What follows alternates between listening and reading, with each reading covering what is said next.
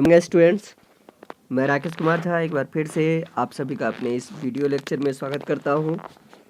यह है कक्षा 12वीं के समष्टि अर्थशास्त्र के अध्याय 2 यानी कि राष्ट्रीय आय का लेखांकन का भाग 10। इसके अंतर्गत आज हम पढ़ेंगे सकल घरेलू उत्पाद और कल्याण, साथ ही साथ संक्षिप्त में सारांश भी जानेंगे। इस पूरे चैप्टर का संक्षिप्त में सारांश जानेंगे। तो आइए शुरू करते हैं।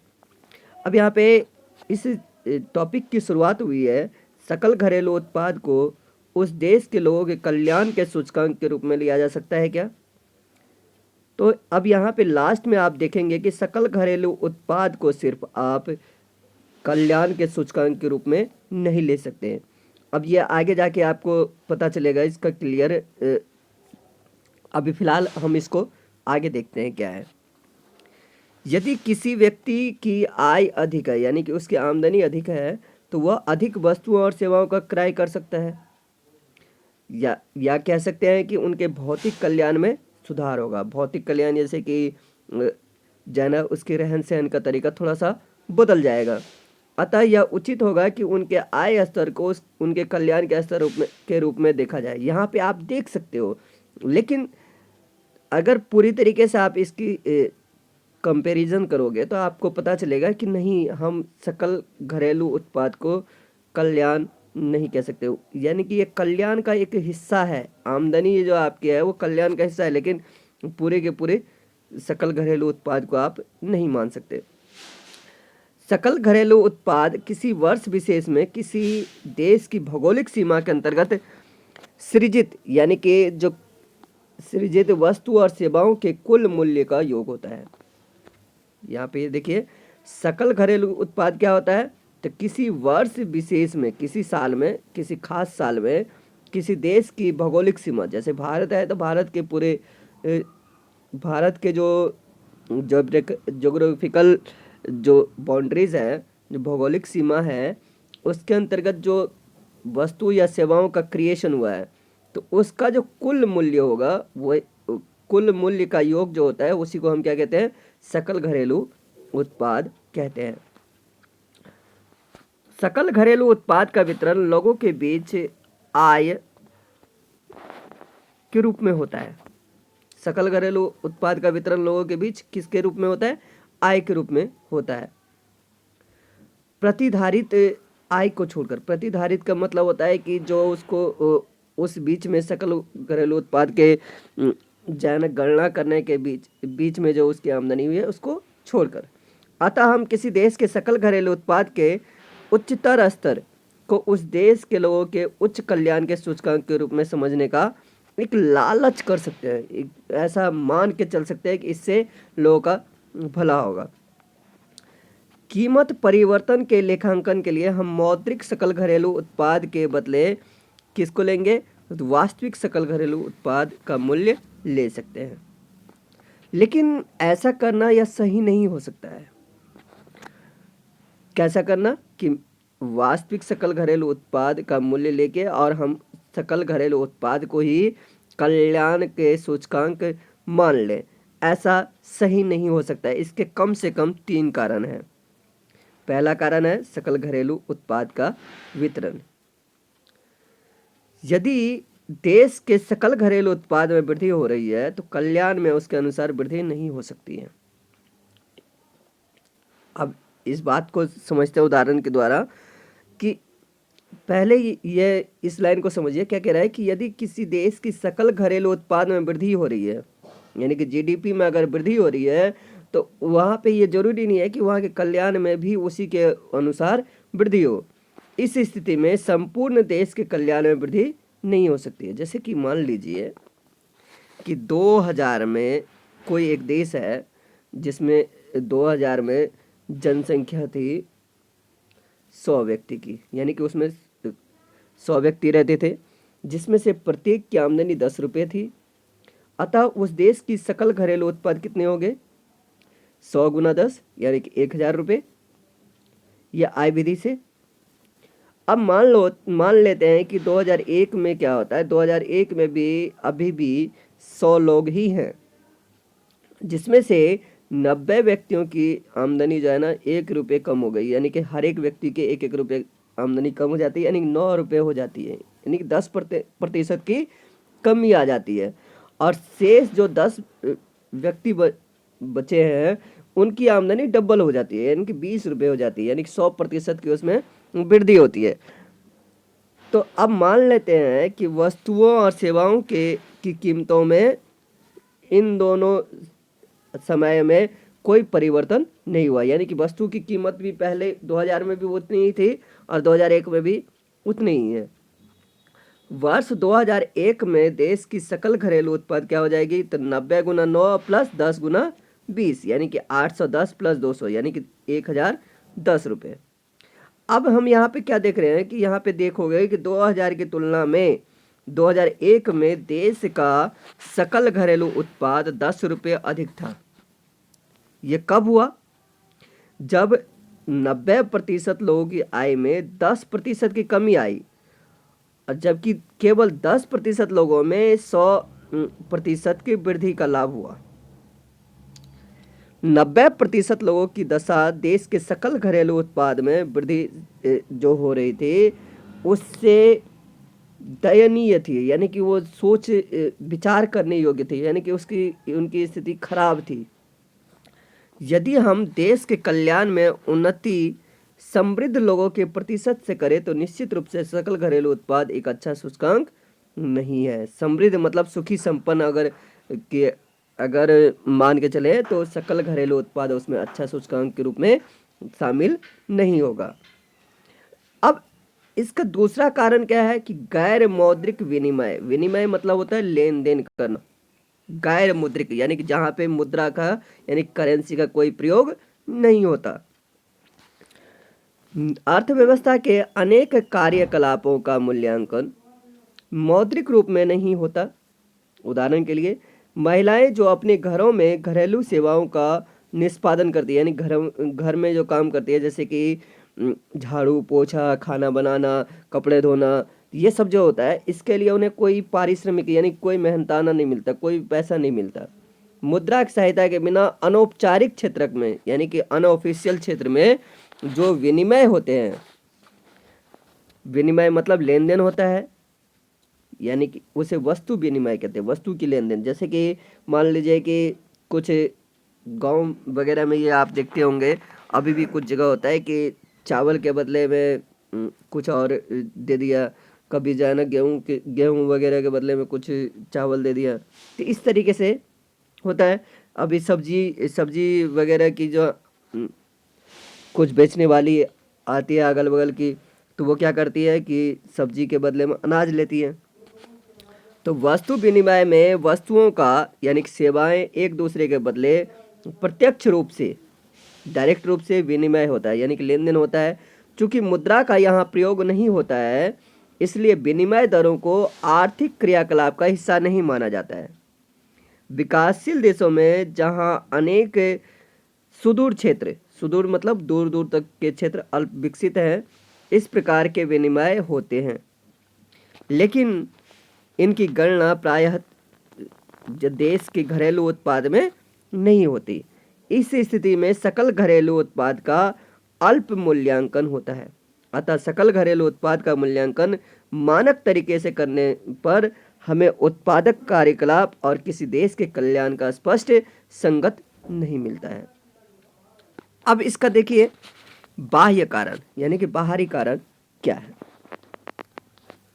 बाह्य कारणों से क्या मतलब है कि किसी फर्म या व्यक्ति के लाभ या हानि से है। बाहरी कारणों से हमारा क्या मतलब है कि किसी फर्म या व्यक्ति के लाभ या हानि से है, जिससे दूसरा पक्ष प्रभावित होता है या जिससे भुगतान नहीं किया जाता है। दूसरा पक्ष प्रभावित होता है या दंडित भी होता है। दंडित होता है। बाह्य कारणों का कोई बाजार नहीं होता जिसमें उसे खरीदा या बेचा जा सके। अब इसका एक उदाहरण ले लीजिए, कैसे इस बात को हम उदाहरण के द्वारा समझते हैं। मान लीजिए कि एक तेल शोधक संयंत्र है, यानी कि रिफाइनरी है, ऑयल रिफाइनरी है, जिसमें कच्चे पेट्रोलियम का रिफाइनिंग किया जाता है, यानी परिशोधन होता है और उसे बाजार में बेचा जाता है। तो तेल शोधक यंत्र का जो आउटपुट है उसके द्वारा परिशोधित तेल की मात्रा है। हम तेल शोधक संयंत्र के मध्यवर्ती के मूल्य इसके स्थिति में कच्चा तेल होता है, तो इसके जो निर्गत होते हैं यानी कि आउटपुट होता है उसको घटाकर मूल्यवर्धन का आकलन कर सकते हैं।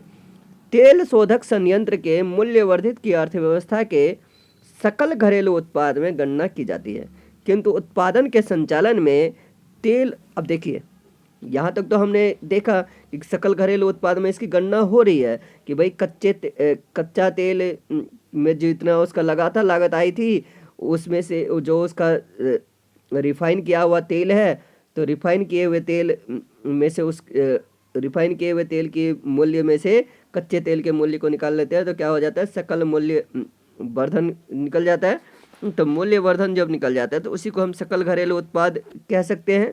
लेकिन क्या होता है कि उत्पादन के संचालन में तेल शोधक यानी कि जब ये उत्पादन हो रहा है तो उस समय में तेल शोधक संयंत्र वहाँ के तट से लगे हुए जो नदियाँ हैं उसमें उसको प्रदूषित करते हैं, क्योंकि जो इससे निकलने वाले पदार्थ चीज़ें हैं तो वो क्या करते हैं, धीरे धीरे करके उस नदी को प्रदूषित करते हैं। इससे क्या होता है कि उन लोगों को हानि पहुंचती है जो नदी के जल का उपयोग करते हैं अलग अलग कामों में। इससे उनके उपयोगिता में कमी होगी और प्रदूषण के कारण मछली और नदी में जो जीव रहते हैं उनके ऊपर खतरा हो सकता है।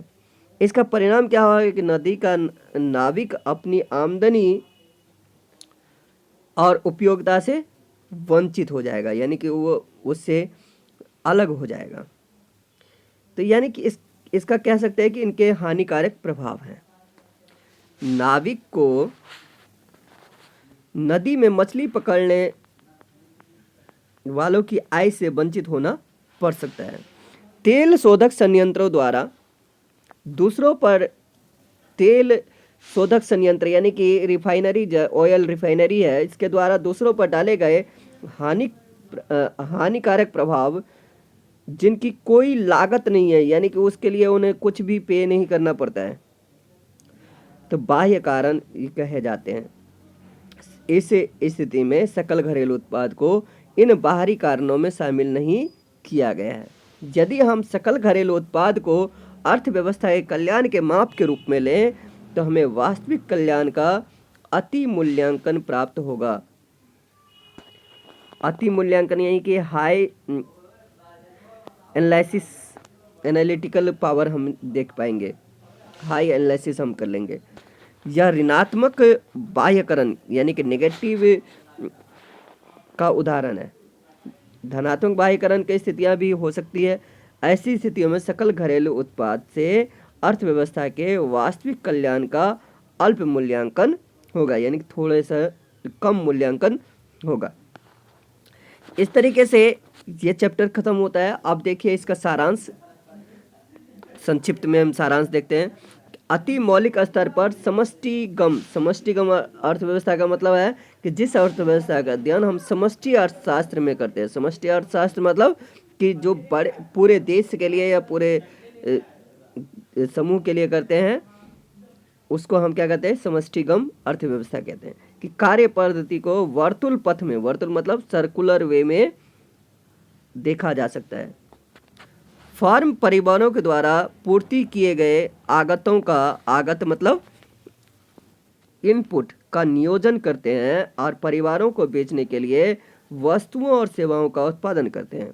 परिवार फर्म को प्रदान की गई सेवा के लिए पारिश्रमिक यानी कि मेहनताना देते हैं, मतलब देते हैं, या परिवार से जाना परिवार फर्म को जो सेवा देता है उसके बदले में पारिश्रमिक उन्हें प्राप्त होता है और इससे फर्म द्वारा उत्पादित वस्तुओं और सेवाओं का क्रय करता है। अब देखिए यहाँ पे क्या होता है कि परिवार है और फर्म है। तो परिवार जो है ना यहाँ पे क्या करता है, अपनी सेवाएं देता है और ये जो है ना इसे पारिश्रमिक देता है।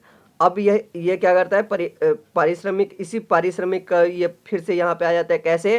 तो इसके द्वारा, इस फर्म के द्वारा जो तैयार की गई वस्तु है उसको ये खरीद लेता है। अतः हम किसी अर्थव्यवस्था में जो उत्पादन की वस्तुएं होती है, सेवाएं होती है, उसको कम से कम 3 विधि से इसकी गणना कर सकते हैं। पहली विधि है कारक अदायगी के समस्त मूल्यों की माप करके, जिसको आय विधि हम कहते हैं। दूसरी है फर्मों द्वारा उत्पादित वस्तु और सेवाओं के समस्त मूल्य का माप करके, जिसको उत्पाद विधि कहते हैं। तीसरी है फर्मों द्वारा प्राप्त व्यय के समस्त मूल्य की माप करके, यानी जिसको व्यय विधि कहते हैं। उत्पाद विधि में दोहरी गणना को दूर करने के लिए हमें मध्यवर्ती वस्तुओं के मूल्य को घटाना होगा और अंतिम वस्तुओं और सेवाओं के समस्त मूल्य को ही ग्रहण करना होगा, यानी कि समस्त मूल्य, अंतिम वस्तुओं को ही हमें शामिल करना होगा। इनमें से प्रत्येक विधियों में से हम अर्थव्यवस्था के समस्त आय की गणना के लिए सूत्र व्युत्पन्न कर सकते हैं। व्युत्पन्न मतलब बना सकते हैं, प्राप्त कर सकते हैं। हमें यह भी ध्यान में रखना है कि वस्तुओं का क्रय निवेश के लिए भी किया जा सकता है, निवेश के लिए भी किया जा सकता है, और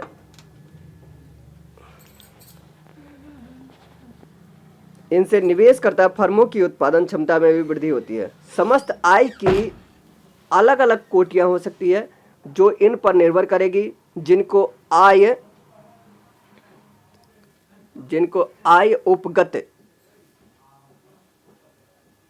उपगत होती है।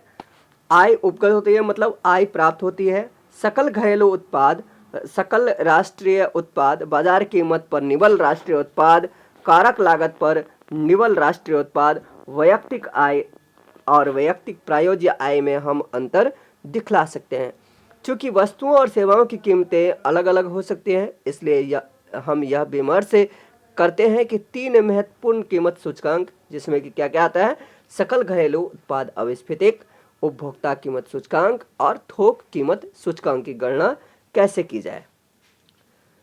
अंत में हम देखते हैं कि सकल घरेलू उत्पाद को किसी देश के कल्याण के सूचकांक के रूप में लेना गलत होगा। तो अभी के लिए फिलहाल इतना ही।